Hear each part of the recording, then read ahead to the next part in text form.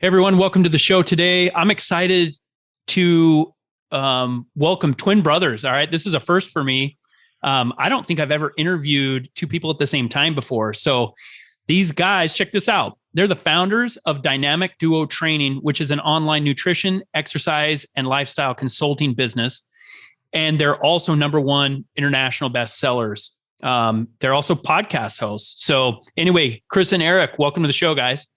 Allan, thanks so much for having us. And you know what? I was going to ask you too, is this the first time that you've interviewed a set of twins? And you answered the question.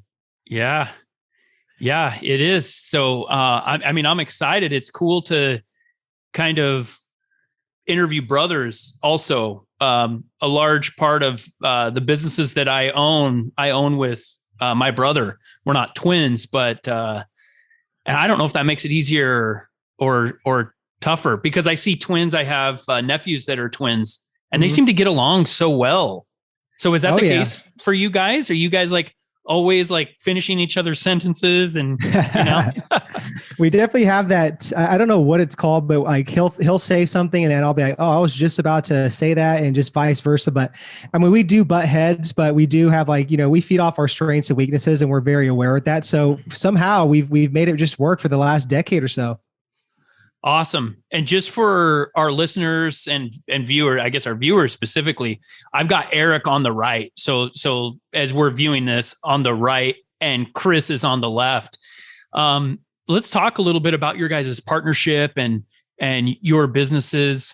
What's been the toughest part of just being partners, just starting a business with partners? Let's talk about let's get the bad stuff out of the way first. What are the challenges, guys?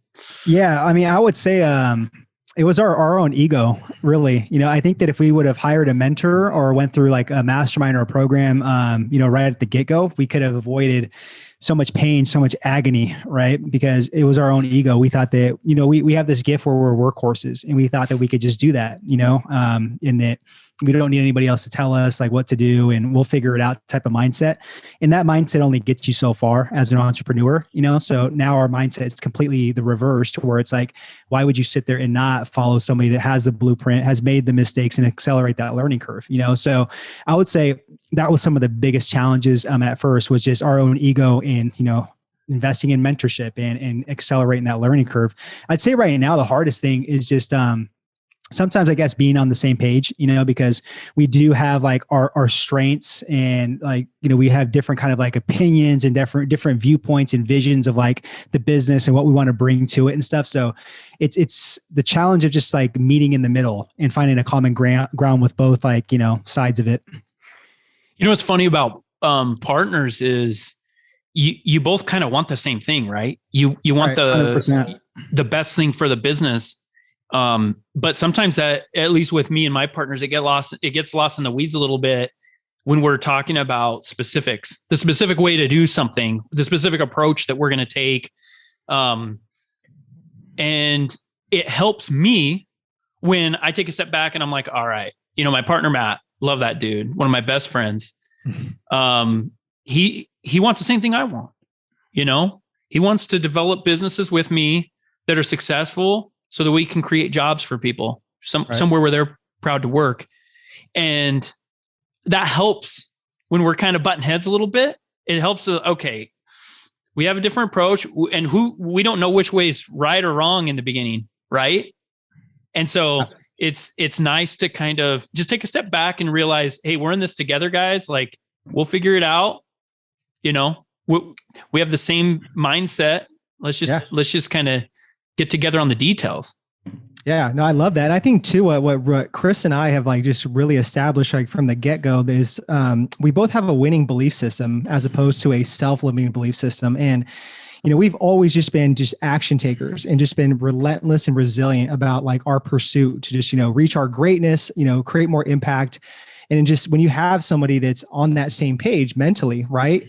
And it's just like nothing really will stand in the way. It's like our worst enemy is ourselves. Yeah, it's nice having somebody that kind of is in the trenches with you too. Oh yeah. Right. And you guys were talking about, Chris was talking about kind of, having a little bit of humble pie and getting some coaching and some information from the outside. your partners can be your best sources of, personal development. Mm-hmm. And hey, look I struggle with this. It's tough when my partners are like, hey, this department that you're over is really struggling right now. You need to get on top of it. But your partners have so much information that employees, customers, outsiders just don't have.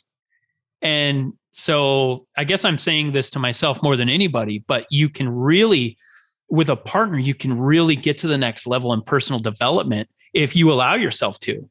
Yeah. Did you guys get a business coach? Did you have somebody that was kind of hands-on with what you guys were accomplishing? Yeah, absolutely. So, I mean, I would say the first kind of like mentorship we had was Todd Durkin. So he's like a gym owner on San Diego, and he like trains like some of the athletes out there from the Chargers when they had the team out there, and we were in his mastermind, and that kind of helped out because we felt like we were stuck on an island without it. And then the big breakthrough that we had was Ty Lopez's mastermind back in 2016. Yeah. So we invested in his $25,000 mastermind for a full year. And at that time, man, like that was just like, honestly, we were shitting bricks. Like we were calling family members to like, borrow the money, calling credit card companies to increase the credit lines because we just knew that was the next step. It was the next level for us. So we invested in that. And then, being around, people that are like in the $1 million, being there at his Beverly Hills mansion 4 times out of the year, all the people you're surrounded with, it's just like, you're only going to up your game after that. You know what I mean? So that was the biggest one. After that, we just started hiring coaches, and right now we're currently in a mastermind as well too. So we're always going to sit there and have skin in the game on something like that because coaches need coaches and we need outside eyes, Yeah. How does somebody go about finding something that is valuable for what they're looking for? I believe in coaches. I believe in networking. I think those are very powerful tools. But there's so much out there, man. How do my listeners sift through all the garbage and find something that's going to work for them like this worked for you guys? Yep. Yeah, that's a great question, Allan. And it's just, I wish I had like that $1 million answer and it was black and white, but I just think that it just comes down to intuition, your gut, trusting your gut, and just doing your research, right? Just really thoroughly doing your research, like on this coach, on this group of mastermind members, like literally go the extra mile, reach out to the people that, display case studies, that they have testimonials, like really genuinely connect with them and ask them like questions like, was this a good mastermind? What did it provide? Was there value? What were some of your results? I think if you go that route, then, and you get a lot of like good, like positive feedback, then, that's just kind of up to you to pull the trigger. But, I see people just jumping into things way too quick, and I get it. There's really good marketers out there. There's really good sales people. So I get it to where it's just, people are just very vulnerable and easy to get into programs, but you got to do your research. Yeah. There's just a good acronym too for like your listeners. It's just T, like a couple of T. The T stands for theories. So any type of mastermind you're looking for, mentorship or coach, they have to have good theories, right? And these theories, have to make sense, and they have to really like align with like what the needs are that you need for the business right now, So for us, the mastermind we're in right now, it's a specific mastermind to get to the $1 million mark as a coaching business for business owners, right? So it's got to be specific. There's got to be theories that are aligned. The next one is experience. So whoever's hosting that mastermind or whoever the coach is, they got to have experience, man, flat out. They can't just be somebody that just like is new to the game, right? They have to have experience. And the A is basically action. Yep. Are they taking action themselves? Are they walking the walk too? Are they talking the talk as well too? And they got to take action. They got to be in the trenches as well too, getting their hands dirty. Yeah, it's a good one. Yeah, no, I agree 100%. I actually started my podcast because there's, a lot of information out there from people that have never built a business, never really scaled a business. Yep. And so it's like, I'm not the most eloquent person, but at least I've done it. At least I know what it takes to build a multi-million-dollar company, several of them. So What was it about Ty's mastermind, guys? What was it? Like, is it the connections? Is it what you learned? Was it the motivation? Was it like just kind of it being at the top of your mind? What was it that kind of made that worth it to you guys? Yeah. I think it was just that day we were there, like at his, he had like a 1-day event, and he was just talking about his whole story, and just, it was very relatable to ours. We lost our father when we were 17 years old, 3 days before Christmas. And, we were just like alone, we went through some dark times, we were angry kids, and he had a very relatable story. And I just love how he was all about just like being resilient, just, just gamifying, just getting to the next level, just mentally, physically, emotionally, spiritually. And I was just like, you know what? Something in my gut is telling me that this is like a good thing we need to invest in. We need to learn through osmosis and be around other people that are just playing at a bigger level, that are thinking at an elevated level. So it just felt right. And then like, once we were in there, you know, we got so many connections, so many resources. I mean, obviously there wasn't like a blueprint given to you. And that's a very just like dogmatic type of, mindset. If you think that you're going to get like a blueprint in a mastermind, it's more about just who you connect with and how you take action and utilize those resources. So yeah, it was great. That's where we actually wrote our first book, because we got introduced to like a publishing company and stuff too. So got a lot of people, a lot of big names on our podcast. I mean, it was all good stuff, but it's kind of like what you put into it is what you're going to get out. Yeah. Gotcha. Yeah. There's something about being around people that think big. Oh yeah. Yep. You know, I love it. I love people that just have crazy ideas. I'm just finishing this book called Peak. It's by Anders Ericsson. And this guy he's a psychologist that focuses on expertise. And the biggest thing that I took from this book that has just really opened my mind is how little our accomplishments have to do with our innate natural talent. Mm-hmm. He actually says in the book, like, except for a few like athletic areas, few sports, right? It's tough for a 6'5" woman to be a gold medal gymnast, right? It's kind of better if they're shorter. It's tough to be 5'10" and be in the NBA, right? Except for those kind of very unique scenarios, the real experts in life, and he gives specific examples. He talks a lot about Mozart. It's like he learned it, right? And as we're around these people that think really big, and we pair it with this concept of, hey, it's not like whether I was given this ability or not, it's whether I want to do what it takes. It just like opens a lot of doors. And so I see that value just in that one fact alone, that you guys kind of rubbed shoulders and made connections with, you know, people that were doing really big things. Yeah, absolutely. Yeah. And what I love too about that too, Allan, is our pastor, he says, elevate your thinking and that'll elevate your life. And he's got a whole little acronym. It's think plus be plus do equals have, right? If you can think it, you can become it, you can do it, you can have it. So the more you elevate your thinking, and you sometimes think delusional, and you don't have a thinking cap on or a limit to that. I mean, man, sky's the limit. Yeah. Yeah. It's kind of crazy because there's, everything gets better as time goes on, right? Like, can you imagine our NBA against like the 1950s guys? It would be crazy, right? Yeah. But it's the same in kind of the mundane things that we're doing, right? In entrepreneurship and even physical health, right? That you guys have a huge, huge part in. And a lot of it just has to do with mindset. Just first off, like, and that's why I like rubbing shoulders with people that are better than me, that have achieved things that I haven't achieved, because it's like, okay, now it's possible, right? Remember the first guy to break the 4-minute mile? It was like this landmark occasion. And then the next year, like 12 people had done it, right? Yeah. So it's just step one, remove the concerns that something's not possible, right? And it just changes everything, right? Just changes our mindset. How are you guys using that type of thinking in your business? Yeah, I think so right now we're doing, like, the last 3 years, we've completely pivoted to B2B coaching with fitness professionals. So we're helping them build their online coaching businesses. And the biggest thing we're seeing is just breaking past self-limiting beliefs. And those usually kind of like stem from, like, you know, the fear of getting started, fear of failure, imposter syndrome, comparison syndrome. Oh yeah. Or scarce money mindset, mm-hmm. right? So if we can sit there and identify which ones they are really struggling with and actually peel back those layers, I mean, that's when they're able to unlock their true greatness, have faith in themselves, and take action. But if you can't sit there and break past those limiting beliefs or false belief patterns, there's no way you can sit there and push forward, and you can't last in this game of entrepreneurism. There's no way. So I mean, this concept of imposter syndrome, I think it exists pretty much for everybody. Oh, yeah, I've never met somebody, no matter what level they've attained, that mm-hmm. doesn't face that. What are your guys' tricks? What are you guys telling people? How are you helping people kind of push through this mentality that they don't belong? Yeah, that's a great one. One of my mentors, he's a personal growth mentor named Philip McKernan. He always said, don't ever put anybody on a pedestal. So as soon as he said that, that completely just reframed my mindset to where it's like some of these people in the fitness industry that I had on pedestals where that are pioneers, right? That have PhDs or they've done this and that. Like I always used to look up to them like that, like like almost like on a pedestal to where it's like, there's no way I'm going to reach their level. So once you kind of like just reframe your mindset to not ever put anybody on a pedestal, that's the one thing that really helps out with imposter syndrome. The second thing is, again, reframe your mindset to serve, right? So selling at its highest level is serving.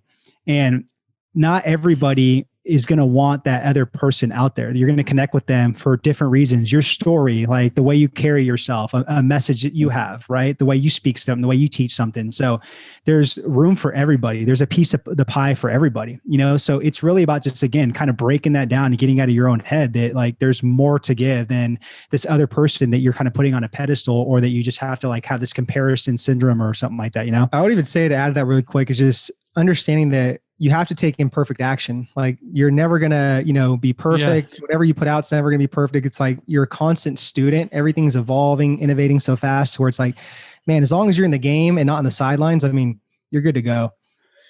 Yeah. And I think it comes down to your motivation a lot of times. So, and it's really natural for high achievers to feel like if they're progressing, that they get this natural kind of form of motivation, right? It's those plateaus. They reach a certain level. And I've experienced this professionally. I've experienced this in the gym, and it's really frustrating when you keep doing kind of the same thing that got you to where you are, and it's not getting you anywhere else. It's not getting you to the next level. And I think for experts, for people, trying to, achieve this kind of really high level of success in their life, they've got to find something else, right? It can't just be progress, because sometimes, not that progress necessarily stops, but you feel like it does, right? Mm-hmm. You're not seeing the weight loss or the muscle gain or whatever. And so now, as you guys are kind of spreading your message, what are you focused on specific types of motivation and helping people stay motivated? Is that involved in kind of what you're doing? And what role does motivation play in your guys' world? Yeah, no, it's a great one. And the way we kind of frame it to like our students and community is we call it mind growth. And it's the same kind of context of mindset, but the mindset's so played out, and it feels like your mind is set, meaning there's no room for growth. So I kind of just coined it, and I was like, you know what, we're going to call it mind growth, because I constantly want to grow my Love mind. it. Thanks. Yeah. That's what we're doing, is we're really putting, mind growth at the forefront of just like being an entrepreneur and a business owner, because there's so many layers to that. Right. And there's so much that is going on in the world that we cannot control. So we're just big on that, man. Just like your motivation is going to come from literally just like your controllables versus your uncontrollables. It's like, there's so many things you can control on a day-to-day basis, right? It starts with your thoughts, your attitude, and your actions, right? Then go out there and serve, man. Just try to get 1% better mentally, physically, emotionally, spiritually. Let that compound over the days, the weeks, the months, and the years. And I promise you'll be a better person overall. I mean, I think too many people just focus on the uncontrollables. And, 90% of the time of like, we have like a situation going on, or we have a self-limiting belief, self-doubt. It's like we're pouring more gasoline, exaggerating that pain on something that we cannot control. So our motivation is just like, it crumbles. Mm-hmm. And thus we just like throw in the towel. So we're just big on that, just really setting the tone with that. It's funny that you mentioned that. I saw a post today in an industry Facebook group that I'm involved in. And somebody was complaining about another company. Yeah. How they're doing business. And I said something about how it doesn't do them any good to complain and badmouth this other company, mostly because they don't control that other company. Mm-hmm. And I kind of got into it a little bit, explaining that, we have to focus on the things that we can control.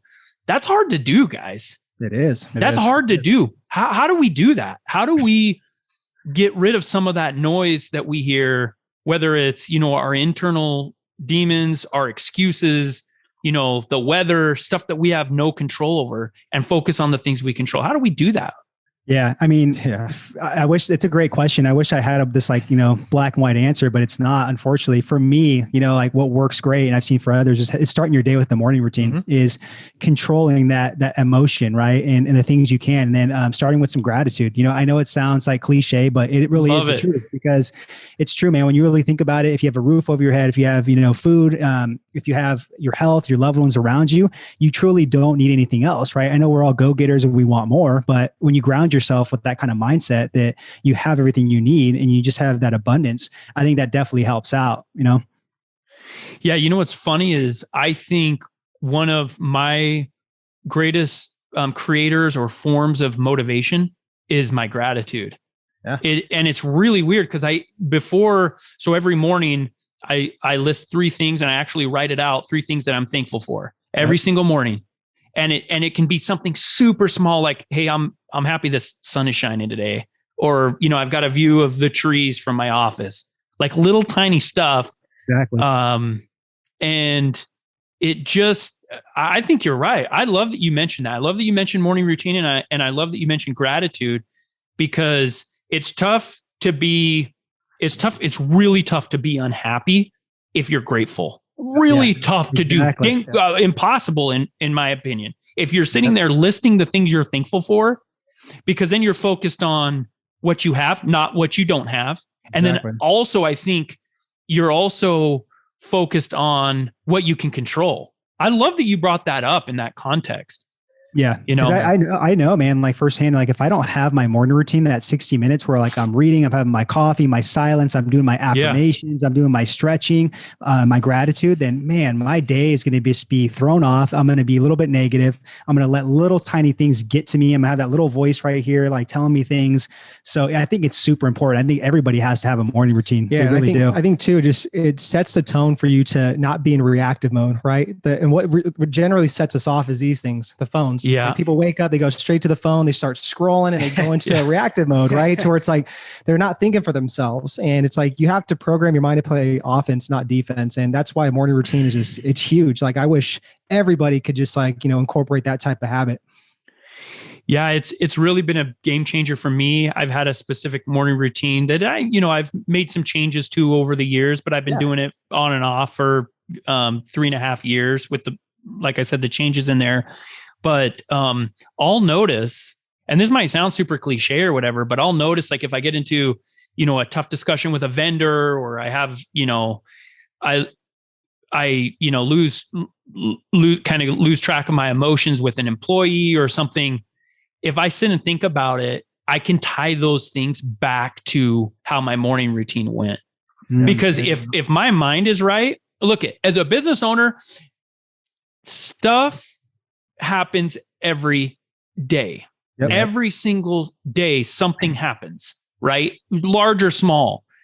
And so what is making the difference is things that I can control. My routine, whether I spent enough time meditating and kind of like, took some time to take some deep breaths. And, but as human beings, guys, don't we love blaming our issues on other things, right? It makes us feel better to say, no. The reason why I had an issue with the employee was actually because of the employee. Yeah. Right. Exactly. Yeah. And so I think if we kind of get that structure, and as Eric said, just be really proactive about it, that's the thing. And it comes down to, they say that there's this, fixed mindset versus growth mindset, right? Mm-hmm. Which this book that I'm finishing, it completely refutes it. Like there's no such thing as this fixed mindset. Like, hey, I can't get better. Scientifically proven that it is wrong. And once people start grasping that, and they're like, hey, it's up to me, right? Now, do things happen to us? Psh, look at you guys. You're a living example. You got dealt a shitty hand, right? But look at what you guys have done with it. So that's awesome, man. Yeah. Appreciate that, man. That's why we're just like, just adversity is going to come, but you have to turn your messes into your messages somehow, Yeah. How have you guys done that? Like, is it a thoughtful process for you, or is that kind of, something that you're like, what's the other option? Yeah. That's the thing, like I said, like when we were 17 years old, I mean, like we lost our father, and he was a correctional officer at San Quentin State Prison. I mean, he was like the role model, the breadwinner. Like my mom was a stay-at-home mom. So our family just like crumbled. And then my mom lost her mom 3 months after due to cancer. So it's like my mom turned to alcohol, antidepressant pills. I mean, like we were just lost kids, you know what I mean? To where if we kept going down that road, that we were going, it's like either we would probably ended up in like jail, who knows, but it's like by the graces of God or something, we just, we put our heads together and we're like, man, we weren't raised like this. We're like, we have so many unique talents to where we need to figure this out. And we did. That's crazy. You know what? Your guys' story reminds me of this, this story. You guys probably heard it. I don't think it's real, but there's this guy walking down the street, sees this, alcoholic, homeless guy, on tough times, and asks him what happened. And he's like, well, my dad was an alcoholic, like tough life. It's like, how could I be any different?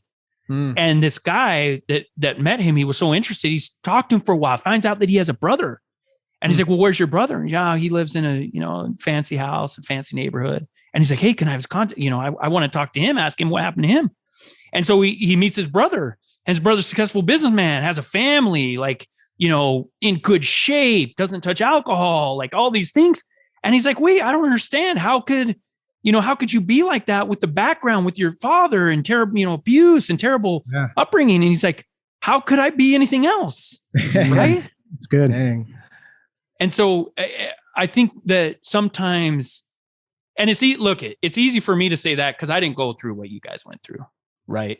I've had my stuff, but I'm impressed with you guys, right? This is, it's always easier to kind of look at somebody else's scenario and be like, I would have done that. But that's not how life is. We've been given what we've been given. And I think at the end of the day, after this life, I think that we are going to be held more responsible for what we did with what we had than anything else. Yeah. I like that. Yeah. I like that.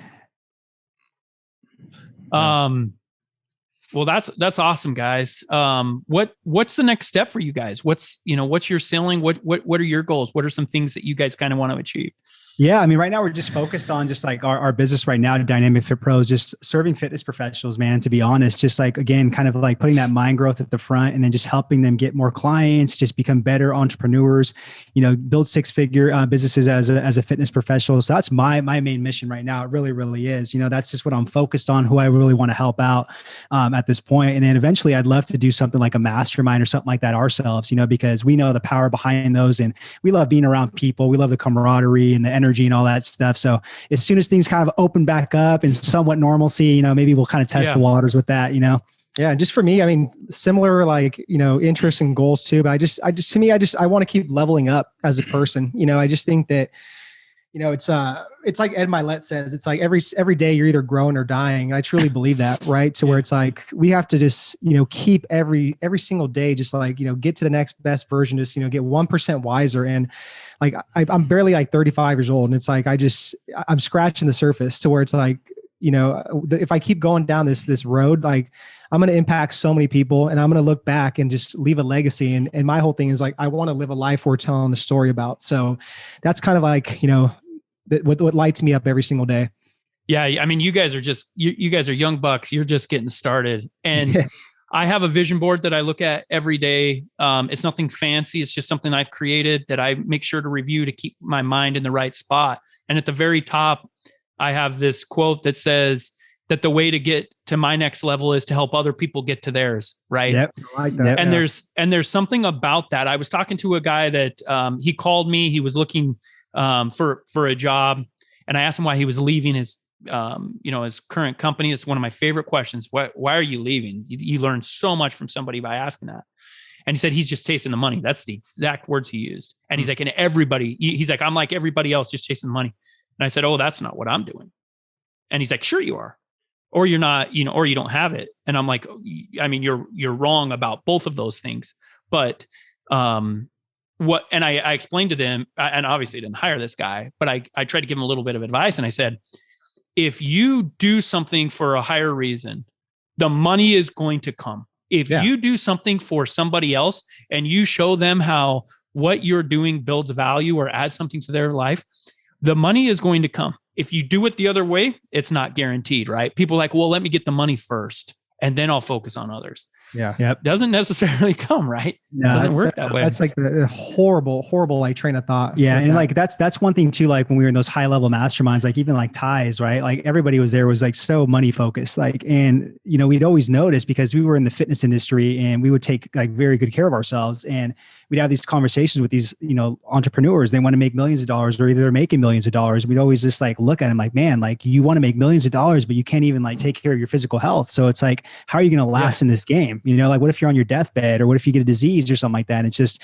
the excuse was always, you know, until I make this certain amount of money, until like I make this connection, or I do this or that, then I'm going to take care of my health. And we always said like, dude, it's not like an on or off switch. It doesn't work like that, you know? So it's just those mindsets that people have with that, you know? Yeah, 100%. Well, guys, I love it. I appreciate your time. Where can people find out more about all the great things you guys are doing? Yeah, thanks again, Allan, for having us. It was a good discussion and stuff. And if they want to, you know, find these two humongous caterpillar eyebrows, you guys, they can check us out on Instagram at Chris and Eric Martinez, or, you know, even check out our podcast, the Dynamic Lifestyle Podcast. All right, love it. Thanks, Eric and Chris. It's a real pleasure. I hope you know, you, my listeners, you guys got something out of that. There were, you know, we hit on some pretty heavy topics. Make sure to drop me a review on the platform that you're listening to this on. Make sure that you subscribe also, so you don't miss any of this great information. And go check out Eric and Chris. These guys, I mean, don't you love their story? Isn't that fantastic? I love seeing, I don't think the story of, you know, somebody, you know, starting with a lot and building onto it is as cool as the story of somebody kind of rising from the ashes, which is what these guys have done. So thanks again, Chris and Eric. Nothing but the best for you guys. Thanks, man. Thank you. Appreciate you. If you have enjoyed today's podcast, please leave us a rating. And for daily inspiration and business tips, follow Allan on Instagram. Until next time, remember, we build the future one entrepreneur at a time.